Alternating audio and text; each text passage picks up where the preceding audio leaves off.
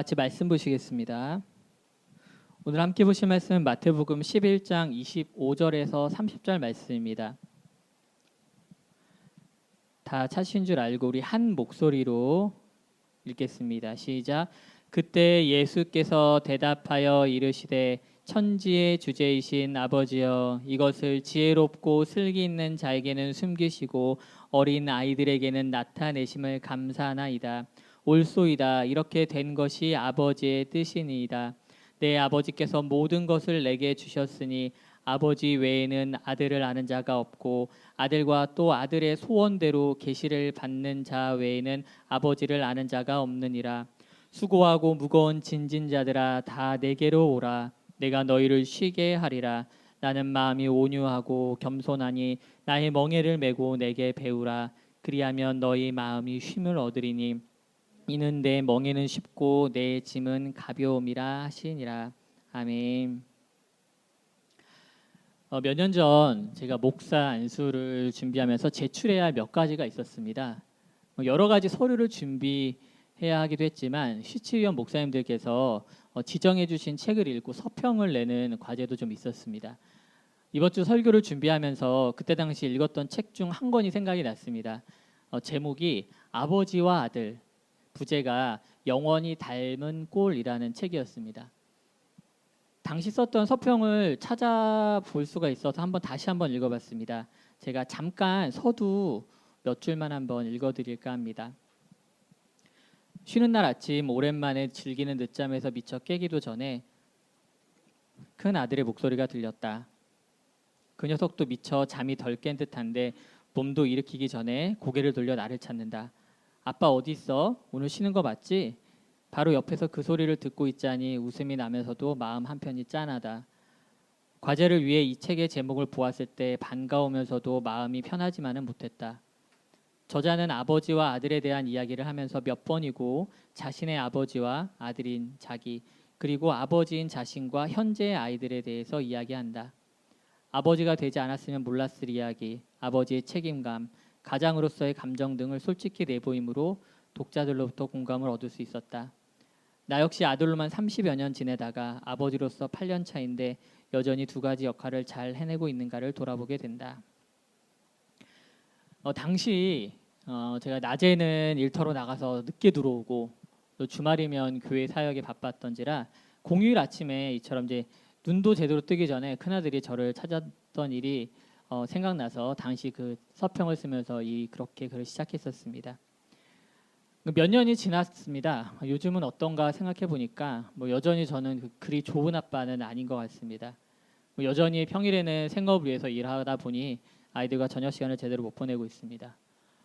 그렇다고 주말에 놀아주는 것도 제대로 못합니다. 평소 토요일에는 예배 준비를 핑계로 거의 교회에 있는 편인데 어제는 이 말씀을 준비하면서 부분도 생각나고 해서 너무 미안해서 그랬는지 제가 먼저 가족들에게 바람을 좀 쐬러 나가자고 했습니다. 금요일 저녁부터 아마 얘기했던 것 같아요. 근데 그 얘기를 꺼내자마자 애들은 출발하면 언제 돌아오냐고 묻더라고요. 친구들하고 놀아야 한다고 말이죠. 지들은 놀려고 바쁘긴 하지 아빠는 주일 예배 준비할 게 얼마나 많은지도 모르고 그 속도 모르고 저러나 싶더라고요. 다행히 잘 먹고 즐겁게 바람을 쐬고 왔습니다. 아이들도 다행히 갈 때와는 다르게 잘 놀고 즐거웠다고 하는 거 보니까 역시 나갔다 오기를 잘했다는 생각을 했습니다. 아내가 저와 아이들을 이렇게 번갈아 보면서 종종 하는 얘기가 있습니다. 특히 작은 애를 보면서 저와 얼굴형이 똑같이 생겼다고 말을 합니다.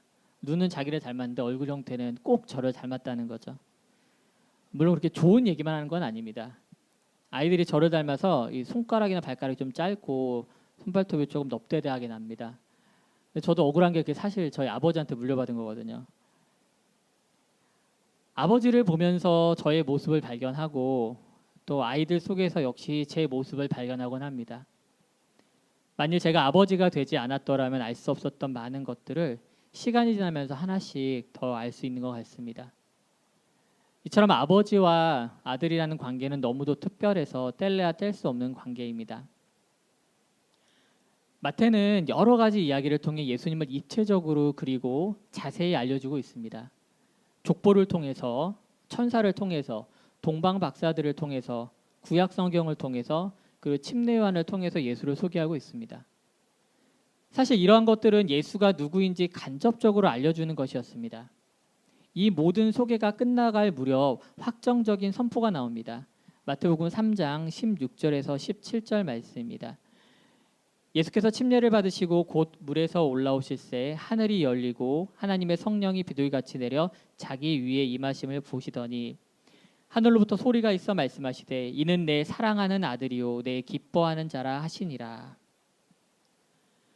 그동안 다른 사람들의 입을 통해 소개됐던 예수를 하나님이 직접 자신의 아들임을 확증하십니다. 모든 것이 명백하며 정확하다는 어떤 인감도장을 쾅하고 찍듯이 하나님께서 인정하시는 것입니다. 그런데 재미있는 사실은 바로 다음 장인 4장에서 마귀가 예수님을 시험하는 장면에서 나옵니다. 마귀가 예수님을 시험할 때마다 붙이는 말이 무엇인지 아십니까? 바로 네가 만일 하나님의 아들이어든 이라는 말입니다. 마귀는 예수를 시험할 때 가장 중요한 고리가 무엇인지 알고 있었습니다. 바로 하나님과 예수님이 아버지와 아들의 관계라는 것만 무너뜨리면 아무것도 아니라는 것을 알고 있었던 것입니다. 예수님이 하나님의 아들로 온 것이 아니라면 그냥 그저 그동안 있어왔던 수많은 선지자 중에 한 명이었더라면 그분의 죽음으로 앞으로 일어날 수많은 일들이 그냥 거품이 될 거라는 것을 마귀는 알고 있었던 것입니다. 그런데 예수님께서는 그 유혹에 넘어가지 않으십니다. 내가 하나님의 아들이니까 전지전능하니까 다 할 수 있어. 마귀 네가 하라는 거 내가 못할 것 같아? 별거 아니야. 라고 하면서 그런 도발에 넘어가지 않으십니다. 예수님은 아들로서 온 목적과 방향을 잘 알고 계셨기에 덤덤하게 말씀으로 그 유혹과 도발을 가볍게 넘기십니다. 더 놀라운 것은 예수님의 그 이후 태도입니다. 본격적인 사역을 시작하시면서 예수님은 사람들에게 하나님이 어떠한 분인가를 가르칩니다. 그러면서 가장 많이 사용하는 단어가 바로 아버지입니다. 마태복음 1장부터 오늘 본문 앞인 10장에 이르기까지 하나님을 아버지라고 하는 단어를 제가 찾아봤더니 약 20번이 나오더군요. 그런데 그 중에 15번이 너희 아버지 또는 내 아버지라고 나옵니다. 그 거의 대부분은 산상수훈에 해당하는 5장에서 7장에 집중적으로 나옵니다. 막상 예수님께서 하나님을 내 아버지라고 언급하는 것은 7장과 10장에 한 번씩 사용하는데 그렇게 드러내놓고 사용한다는 그런 강조한다는 느낌이 없습니다. 예수님께서는 자신과 하나님과의 관계를 부각시키시보다 먼저 사람들과 하나님과의 관계에 집중하셨습니다. 예수님께서는 그 일을 위해서 이 땅에 오셨기 때문입니다. 올해 우리 교회의 표어가 뭔지 아시나요? 바로 화목하게 하는 사람들입니다. 여러분들이 앉아 계신 오른쪽 벽면에 표어와 그 내용이 있습니다. 예수님께서는 죄로 인해서 하나님과 멀어진 사람들의 상태, 즉 불화한 상태를 바꿔주셨습니다. 십자가 사역을 통해 화목하게 하는 놀라운 일을 이 세상에 베푸신 것입니다. 그 화목한 상태가 구체적으로 어떤 상태입니까? 로마서에서는 이렇게 말해주고 있습니다. 로마서 8장 15절입니다. 너희는 다시 무서워하는 종의 영을 받지 아니하고 양자의 영을 받았으므로 우리가 아빠, 아버지라고 부르짖느니라. 우리가 이제 하나님을 아빠, 아버지라고 부르짖을 수 있게 되었다는 것입니다. 바울은 이 대목을 편지로 쓰면서 아빠, 아버지를 흥미롭게 씁니다. 먼저 나오는 아빠는 아람어로 썼습니다. 당시 일반적인 유대인들이 쓰던 언어였습니다. 그런데 뒤이어 나오는 아버지는 또 헬라어로 씁니다. 헬라어는 당시 전 세계를 다스리던 로마의 언어였습니다. 바울은 로마에 있는 성도들을 향해 편지를 쓰면서 예수를 통해 유대인과 이방인 모두 하나님을 자기 언어로 아버지라고 부를 수 있게 되었다는 것을 말해주는 것입니다. 하나님과 완전히 분리되었던 사람들이 그 관계가 회복되어 원래대로 돌아왔는데 그 관계가 아주 특별한 관계라는 것입니다. 저희 집에는 좀 애들이 많이 놀러 오는 편입니다. 방학 되면 정말 아침부터 저녁까지 다양하게 찾아옵니다. 우리 집에서 밥을 먹을 때도 있고 게임도 하고 영화도 보고 어떨 때는 우리 가족하고 그 친구만 같이 밥을 먹으러 갈 때도 있습니다. 그런데 그 친구들이 저를 아버지라고 부르지 않습니다. 아무리 친하고 함께 시간을 보내도 말입니다. 저는 그저 그 친구들에게 옆집 아저씨일 뿐입니다. 밤이 늦고 때가 되면 진짜 아버지가 기다리고 있는 집으로 다들 돌아갑니다.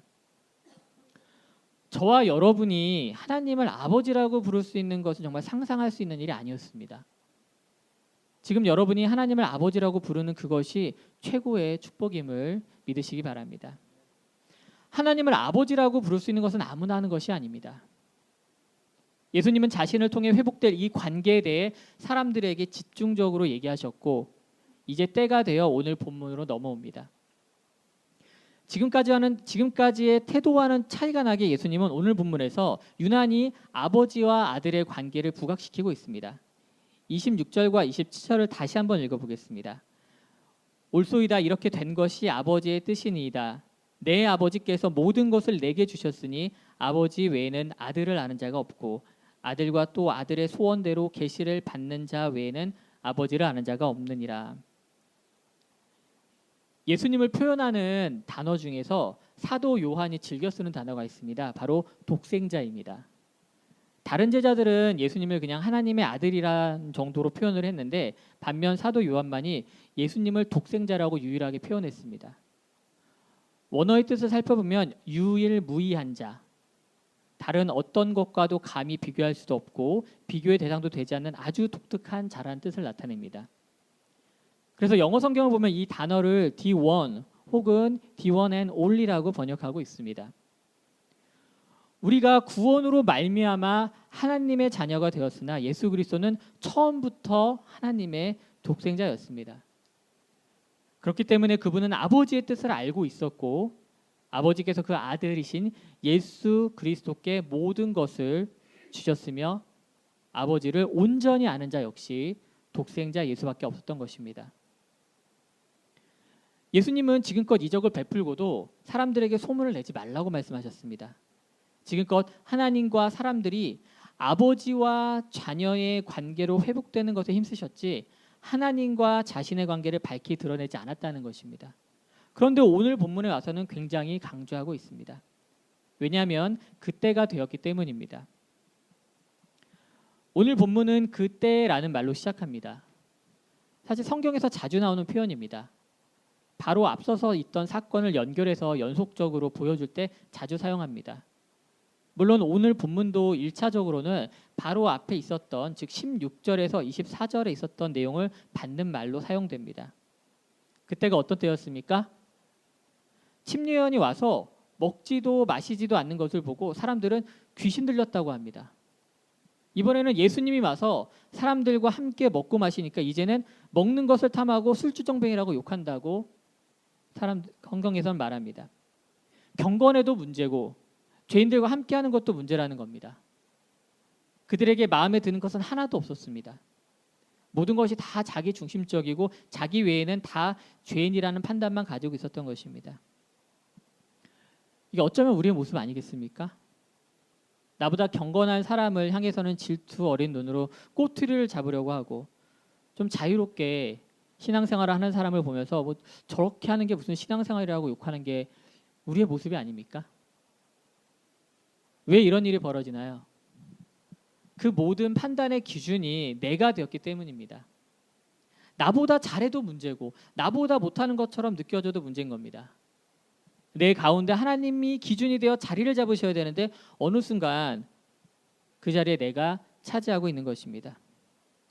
그러니까 그런 사람들이 모인 도시는 정상이겠습니까? 고라신과 벳세다 그리고 가버나움은 예수님께서 주로 사역하셨던 초창기 사역하셨던 그 지역과 굉장히 가까운 곳이었습니다. 예수님께서 스스로 권능을 가장 많이 행했다고까지 말씀하십니다. 그런데 그들 가운데 회개가 없었습니다. 반면에 두로와 시도는 지중해 근처에 있어서 예수님의 주된 사역자는 거리가 먼 곳이었습니다. 구약에서는 하나님의 심판의 대상으로 자주 언급되기까지 했습니다.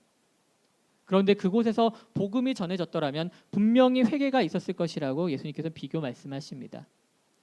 실제로 15장에서 예수님은 두로와 시돈 땅을 들어가시고 마가복음 3장을 보게 되면은 그때 많은 무리들이 예수님 앞에 나왔다라고 설명해 줍니다.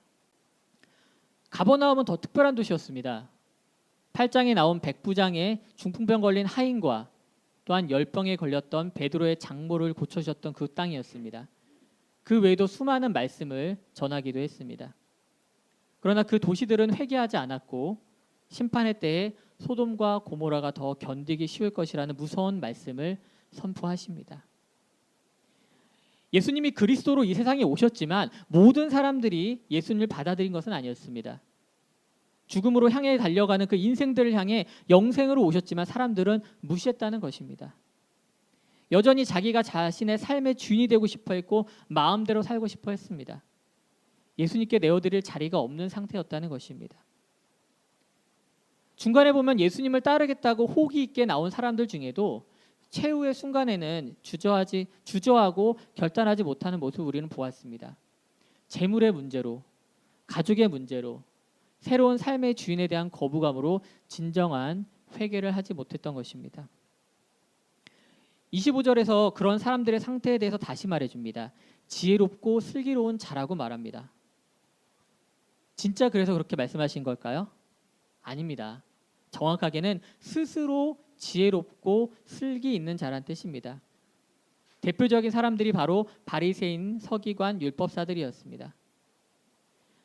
실제로 그들은 율법에 박식했고 사람들에게 지혜롭고 슬기롭다는 칭송까지 받았습니다. 그런데 왜 그런 사람들이 하나님의 진리에 눈을 뜨지 못한 것입니까? 오늘 본문에서는 숨기셨다고 표현을 합니다.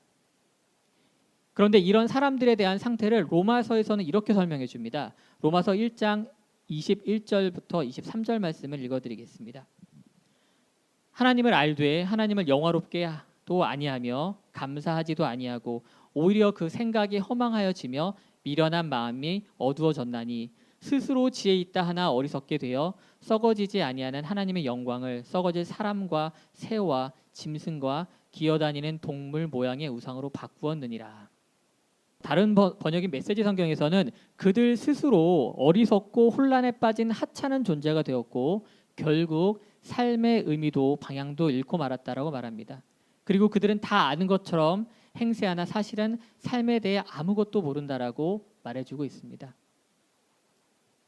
참으로 무서운 상태 아닙니까? 사람이 가장 위험한 상태는 자기 스스로 자기 눈을 가리는 상태입니다. 말이 가장 안 통하는 상대 중에 하나가 바로 내가 다 한다고 니들은 나보다 몰라 내가 더 잘 알아라고 그렇게 말하는 사람들, 자기로 가득 찬 사람들은 말이 안 통합니다. 사랑하는 성도 여러분, 우리는 항상 우리의 신앙 상태를 점검해 보아야 합니다. 혹시 스스로 눈과 귀를 가리고 스스로 지혜 있다고 생각해서 다 아는 것처럼 신앙생활을 하고 있는 것은 아닌지 잘 생각해 보아야 합니다. 초신자면 도리어 이런 위험에 빠질 염려가 좀 적습니다. 저처럼 신앙생활 좀 했다고 하는 사람일수록 더 조심해야 합니다. 목사가 되면요, 얼마나 남을 판단하기 좋은지 아십니까?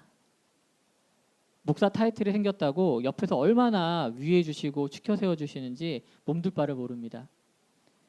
그분들은 정말 순수한 믿음으로 하나님이 세운 사람이라고 생각해서 연소하고 보잘것없는 저를 위해 주시는데 그걸 알면서도 얼마나 유혹이 속에서 일어나는지 여러분 잘 모르실 겁니다. 어제까지는 전도사였는데 목사 안수 받은 날부터 바로 목사라고 불리는데 정말 제가 그 순간 사람이 확 바뀌었습니까? 그렇진 않잖아요. 물론 그런 목사님들 계실 겁니다. 근데 저는 그런 사람은 아닙니다. 아직도 매일매일 넘어지고 유혹에 흔들리고 언제쯤 완성이 되려나 하고 엄청 고대하는 그런 사람입니다. 예수님은 저 같은 사람에게 경종을 울리는 말씀을 하십니다. 정신 차려라. 네가 뭐라도 된 것 같지? 지혜롭고 슬기로운 것 같지? 네가 뭘 알아? 도리어 하나님 앞에서 어린아이 같은 신앙을 가진 사람들이 너보다 더 나은 사람이야. 하나님 앞에서 더 높은 사람이야, 그런 사람이. 라고 그렇게 말씀하십니다. 우리 교회학교 아이들이 교회 와서 가장 먼저 하나님 앞에 기도할 때 참 그 모습이 너무 아름답고 사랑스럽습니다. 작은 입을 열어서 찬양할 때 얼마나 예쁜지 모릅니다. 하나님 보시기엔 그러니 얼마나 더 아름답겠습니까? 우리 역시 바리새인이나 율법사들과 같은 신앙생활을 할 수도 있음을 알아야 합니다. 입으로는 찬양을 하고 성경을 읽지만 그 속이 썩어가는 것들로 가득 찬 회칠한 무덤일 수 있다는 것입니다. 발걸음은 교회로 향했지만 마음은 다른 곳으로 가고 있는 건 아닙니까? 그때 당시 사람들이나 현대를 살아가는 사람들이나 신앙을 통해 참 자유를 누리는 것이 아니라 도리어 그것이 멍해가 되고 짐이 되어서 짓누르게 되었습니다. 그때 하나님의 독생자 예수님께서 저와 여러분을 초대하십니다. 수고하고 무거운 짐진자들아 다 내게로 오라. 내가 너희를 쉬게 하리라. 이 말씀을 통해 먼저 사람들의 상태를 정확하게 알려줍니다. 무거운 짐진 자들이라는 것입니다. 이 말은 1차적으로 당시 이스라엘 사람들의 상황을 얘기해 줍니다. 구약의 율법은 바리새인들의 해석에 의해서 마치 그물처럼 뻗어나가 유대인들의 삶을 올감했습니다. 마태복음 23장에서는 예수님께서 이러한 상태에 대해서 구체적으로 얘기해 주십니다. 마태복음 23장 2절부터 4절 말씀입니다. 서기관들과 바리새인들이 모세의 자리에 앉았으니 그러므로 무엇이든지 그들이 말하는 바를 행하고 지키되 그들이 하는 행위는 본받지 말라. 그들은 말만 하고 행하지 아니하며 또 무거운 짐을 묶어 사람의 어깨에 지우되 자기는 이것을 한 손가락으로도 움직이려 하지 아니하며. 하나님이 주신 율법의 본질을 잃어버린 채 서기관과 바리새인들이 덕지덕지 붙여놓은 그 율법주의적인 해석 때문에 사람들은 무거운 짐을 진 상태가 되었습니다. 그들은 벗겨낼 수 없는 멍에를 씌우고 감당할 수 없는 짐을 지웠던 것입니다. 그런 상태의 사람들에게 주님은 내게로 오라고 초대하십니다. 예수님은 나의 멍에는 쉽고 내 짐은 가볍다라고 말씀하십니다. 얼핏 생각해 보면 말에 어폐가 있는 것 같습니다. 멍에를 벗겨주고 짐을 내려주겠다는 것이 아니라 나의 멍에를 메라고 말씀하십니다. 멍에라는 것이 짐을 싣기 위해서 먼저 어깨에 메는 것인데 그것을 메었음에도 도리어 너희 마음이 쉼을 얻을 것이라고 예수님은 말씀하십니다. 예수님은 율법을 파기하거나 무력하게 만들지 않으셨습니다. 도리어 율법의 완성자가 되어 사람들에게 자유함을 주셨습니다. 온유하고 겸손한 주님 안에서 그분을 배우고 그분의 길을 따라감으로 무거운 멍에와 짐을 내려놓고 쉽고 가벼운 주님의 것을 받아들일 수 있게 된 것입니다. 메시지 성경은 이 본문을 이렇게 번역했습니다. 28절부터 30절 말씀입니다. 너희는 피곤하고 지쳤느냐? 종교 생활에 탈진했느냐? 나에게 오너라. 나와 함께 길을 나서면 너희 삶은 회복될 것이다. 내가 너희에게 제대로 쉬는 법을 가르쳐 주겠다. 나와 함께 걷고 나와 함께 일하여라. 내가 어떻게 하는지 잘 보아라. 자연스러운 은혜의 리듬을 배워라. 나는 너희에게 무겁거나 맞지 않는 짐을 지우지 않는다. 나와 함께 있으면 자유롭고 가볍게 사는 법을 배울 것이다. 오늘 이 아침 우리는 한 자리에 모여서 예배를 드리고 있습니다. 이 예배가 혹시 여러분에게 마음의 짐이 되십니까? 아니면 마음의 쉼이 되십니까? 제가 20대 후반쯤 한번 완전히 방전된 때가 있었습니다. 새로운 일을 시작하고 삶이 너무 바쁘면서 마음의 부담과 육체적 피로때가 정말 최고치를 찍었었습니다. 그 정도가 얼마나 심했었는지 주말에 교회에서 예배를 드리는데 속이 텅 빈 것 같았습니다. 입으로는 찬양도 부르고 귀로는 설교를 듣는데 마음에는 아무런 감동이나 감흥이 없었습니다. 한 번은 제가 대표 기도를 할 때가 되었습니다. 제가 얼마나 바닥을 쳤는지 그때 여실히 드러났습니다. 몇 명 모이지 않는 일부 예배고 그동안 신앙생활을 해왔다는 습관 때문에 사실 특별히 기도문을 적어서 준비하지 않았었습니다. 처음 하는 것도 아니고 그냥 순서가 돌아와서 제 차례가 되어서 하게 되었을 뿐이었습니다. 그런데 그날 아침 기도를 시작했는데 시작한 지 얼마 안 돼서 입이 딱 멈춰버리는 겁니다. 진짜 하나님 아버지 말도 안 나오는 거예요. 머릿속이 하얘지고 정말 아무런 생각이 나지 않았습니다. 그날 어떻게 기도를 마무리했는지도 기억이 안 납니다. 근데 그날 예배를 드리고 나서 그제서야 제 상태를 제가 좀 객관적으로 볼 수 있었습니다. 당시 저는 1년에 한두 번은 꼭 병원에 가서 링거를 맞아야 했습니다. 몸에 이상이 오면은 처음에 이제 기력이 없다가 귀가 멍해지고 힘을 쓸 수 없는 그런 증상이 좀 있었습니다. 그러면 다 내버려두고 일단은 병원으로 가서 병원 침대에 누웠습니다. 요즘은 안 그럽니다. 요즘 많이 건강해져서 링거 맞은 지가 굉장히 오래됐습니다. 감사하게도. 그런데 신앙에서 이 밑바닥을 쳐보니까 어떻게 할지를 모르겠더라고요. 처음 겪는 일인데다가 해결할 수 있는 방법도 도저히 모르겠는 게 헤어나올 수 없을 것 같았습니다. 링거를 맞거나 무슨 약을 먹는 것처럼 즉각적으로 변화를 줄 수 있는 그런 방법을 찾고 싶었지만 아시다시피 신앙생활이라는 게 그런 방법이 사실 없습니다. 방금 읽은 메시지 성경 본문처럼 완전히 피곤하고 지치고 종교 생활에 탈진한 상태가 된 것이었습니다. 그때 저는 모든 신경을 일단은 이 신앙 문제, 이 문제를 해결해야겠다는 생각을 했습니다. 뭐 그렇다고 해서 뭐 기도원에 들어가서 금식 기도를 했다거나 뭐 며칠 밤낮 말씀을 읽었다거나 그렇게 한 건 아니었습니다. 그냥 시시때때로 주님을 찾았습니다. 주님, 제가 어떻게 해야 되나요? 제 문제가 뭔가요? 주님 도와주세요. 너무 힘듭니다. 이렇게 계속 주님을 찾았습니다. 그때는요, 성경도 눈에 안 들어오고요, 기도도 잘 안 됩니다. 그냥 이런 생각하고 기도만, 그러니까 이 짧은 기도만 계속 뇌리에 맴도는 거예요. 그런데 어느 순간 다시 회복된 저를 볼 수 있었습니다. 자연스럽게 은혜의 리듬에 다시 올라탄 것입니다. 아내가 종종 이렇게 제가 설교를 하고 나면은 제가 이렇게 예화를 읽거나 하면은 되게 밋밋하다고 해요. 저도 인정합니다.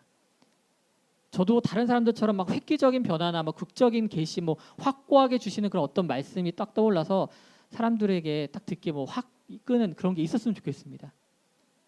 저도 그런 체험을 하고 싶어요. 그런데 하나님께서는 저에게 맞는 그런 방식으로 자연스럽게 다시 한번 은혜의 리듬에 올라탈 수 있게 도와주셨습니다. 그런데 신앙이라는 건요, 말 그대로 생활입니다. 생활. 하나님 앞에 갈 때까지 순간순간이 이어져서 하나의 삶이 됩니다. 우리가 살아가는 실제 삶은 영화 속의 주인공처럼 겪는 것이 아닙니다. 2시간 이내에 도입, 전개, 절정, 뭐 결말 이렇게 순서대로 다 경험하고 마무리되는 것은 아니라는 겁니다. 예수님은 자연스럽게 은혜의 리듬을 배우라고 말씀하십니다. 내가 어떻게 하는지 잘 보고 배우라고 말씀하십니다. 그리고 하나님 앞에서 자유롭고 가볍게 사는 법을 익히라고 말씀해 주십니다. 우리가 사는 이 세대는 우리의 눈과 귀를 막아서 하나님의 은혜로부터 멀어지게 하려고 합니다. 그것이 외부 요인일 수도 있고 혹은 내 속에서부터 시작한 문제일 수도 있습니다. 하나님과 멀어진 상태에서 우리는 계속 수고로운 멍에를 메고 무거운 짐을 지고 있는 상태일 수밖에 없습니다. 사랑하는 성도 여러분, 주님은 세상 것을 내려놓고 주님의 것으로 갈아입기를 원하십니다. 주님은 오늘도 저와 여러분을 주님의 참된 평안으로 초대하십니다. 그분의 그늘 아래에서 참된 휴식을 맛보길 원하고 계십니다. 지금도 문 밖에 서서 두드리며 들어와 함께 하시길 원하십니다. 날마다 주님과 동행하며 주님이 주시는 은혜와 기쁨이 삶 가운데 충만하여 그것을 날마다 누리며 사시는 저와 여러분이 되길 주님의 이름으로 축원합니다.